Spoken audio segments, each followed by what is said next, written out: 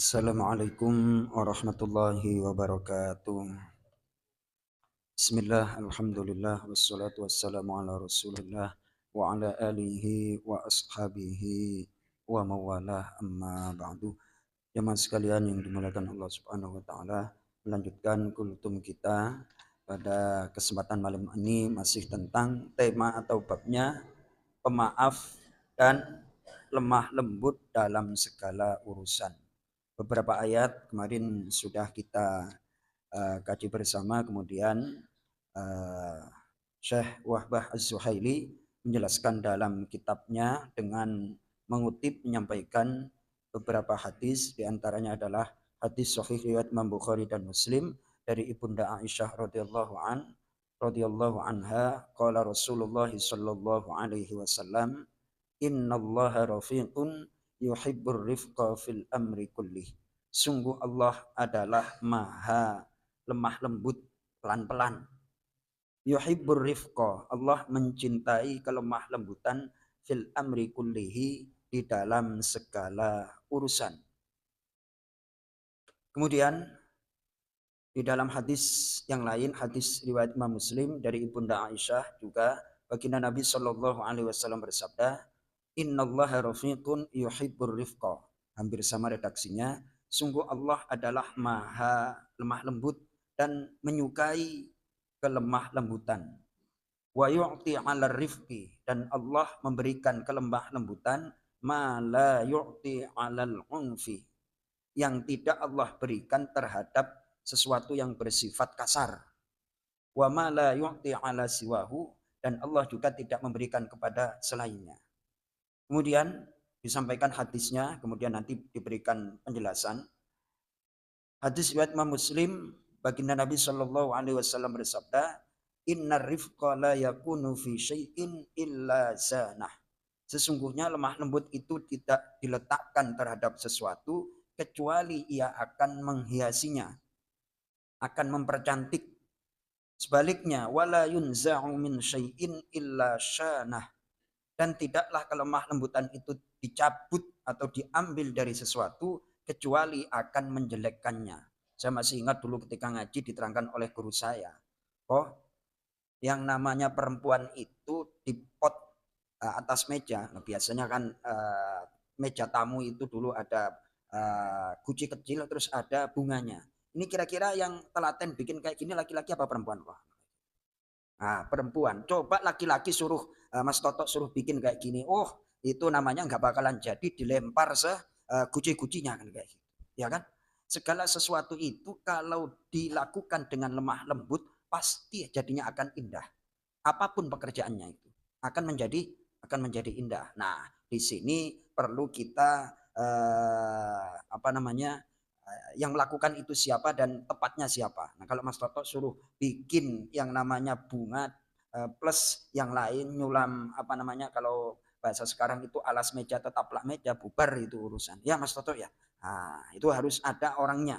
Namun di sini yang dimaksud oleh baginda Nabi adalah lemah lembut dalam segala urusan. Kemudian dijelaskan oleh Syekh Wahbah Az-Zuhaili, warifqu suluku tariqi minan suluku syarifin minan nahiyatil fi'liyat minal nahiyatil fi'liyatil amaliyah. Jadi yang namanya lemah lembut itu melakukan satu kemuliaan dari sisi pekerjaan. La bimujarradil kalamin nadhri. Tidak hanya omong doang dan hanya pemikiran. Jangan. Yang namanya lemah lembut itu harus dipraktekkan. Kalau hanya sekedar dibahas dan dipikirkan, enggak jadi. Maksudnya demikian.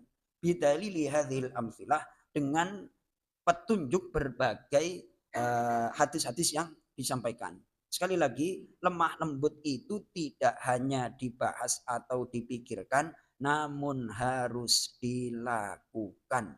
Contoh, ini menjadi iktibar pelajaran hidup saya. Saya itu udah lama lah, hampir 20 tahun itu ngajar lah. Terutama ngajar Al-Quran anak-anak. Mulai dari yang super cerdas, biasa-biasa, di bawah biasa, sampai nggak bisa diomong, itu saya pernah nangani. Lalu saya setelah membaca hadis ini berangkat, kemudian kayak semacam dapat petunjuk dari Allah, ya insya Allah petunjuk memang, Baca Quran itu kalau tidak mampu diajarin satu baris, separuh baris. Kalau sebaris nggak mampu, seperempat baris.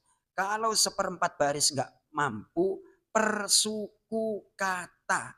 Bunyikan itu. Sampai 3 bulan pasti ada progres. Pasti itu. Pasti. Contoh misalnya. Zalikal kitabu la raiba fih. Itu kan hampir separuh baris. Nggak mampu. Ya pakai persuku kata, per kalimat, per kata nggak mampu, persuku kata. Zalikal, saya bimbing tuh. Zalikal, mengucapkan huruf za itu bukan zd, za, ujung lidah dikeluarin, za itu ujung lidah, zalikal. Nah kita itu mengucapkan zalikal itu kan dominan z-nya, zalikal itu salah. Lalu cara pendekatan menyelesaikannya bagaimana negurnya? Pelan-pelan. Itu salah nggak? Kalau ada ustadz ngajar Quran promosinya siapa yang membaca Al-Quran panjang pendeknya salah itu berarti merusak makna. Nanti akan berdosa. Oh, nggak ada yang berangkat belajar Quran. Itu namanya salah komposisi. Itu hadis untuk orang yang sudah hafal Quran. Yang belum bisa baca Quran pakai hadis satu huruf dapat 10 pahala. Satu ayat lebih baik dari sholat sunnah 200, 100 rokat. Pakai hadis itu. Ini salah komposisi. Salah, kalau dokter itu salah apa itu Pak?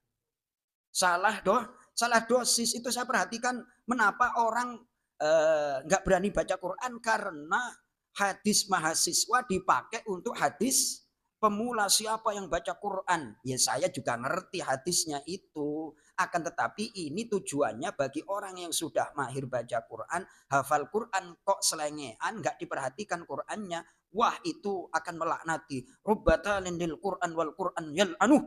Itu dengan mimik yang agak tegas. Betapa banyak orang yang membaca Quran. Kemudian Al-Quran bukan merahmati tapi melaknatinya. Lo. Salah sasaran bos. Itu untuk hadis mahasiswa.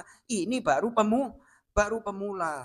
Nah, saya kan ngaji Zoom itu. Yang namanya orang kalau sudah disebut kakek-kakek, nenek-nenek, biasanya tak ketukar sama ya, jim ketukar sama kho, terus diminta untuk buka halaman kelewat-lewat. Lah terus saya sampaikan alhamdulillah saya senang ngaji sama bapak-bapak, ibu-ibu. Kenapa? Lucu-lucunya, lagi lucu-lucunya kan kayak gitu. Diminta halaman 154. Berapa Pak Ustadz? 154. Dibuka lagi 164. Alhamdulillah. Terus saya berpikir, jangan-jangan nanti kalau saya udah tua kayak gini juga kan kayak gitu ya kan. Jadi sekali lagi pelan-pelan itu akan menghasilkan sesuatu yang baik dan dicintai oleh Allah. Apapun urusan kita pelan-pelan pasti akan menghasilkan keindahan. Mudah-mudahan kita diberikan kelemah lembutan oleh Allah Subhanahu wa taala sehingga urusan kita diperbaiki, mendapatkan rahmah hidayah dari Allah Subhanahu wa taala. Assalamualaikum warahmatullahi wabarakatuh.